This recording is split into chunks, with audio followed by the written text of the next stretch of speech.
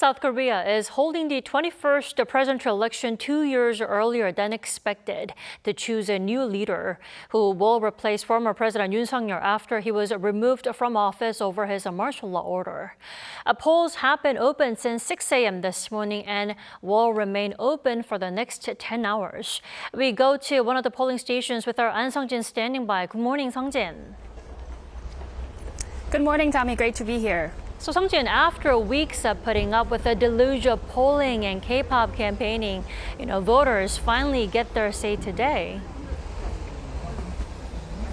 Right, Tommy. So we're currently going a little bit past 10 a.m. here, and it's been about 4 hours since voting locations began, since 6 a.m. here. I'm currently standing in front of a voting location in Sadang-dong in Seoul's Dongjak-gu district.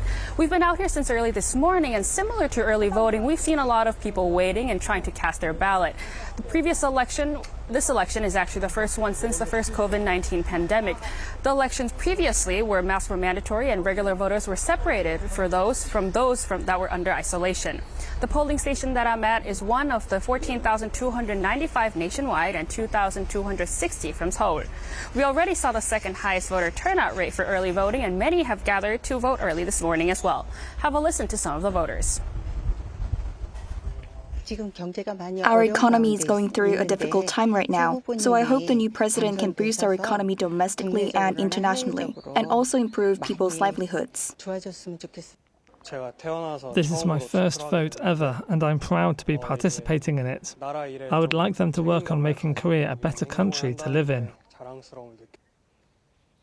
It is indeed an exciting day for South Korea. Sung-jin, for our voters who are yet to cast their ballots, do remind us the voting process and what voters should be on the lookout for.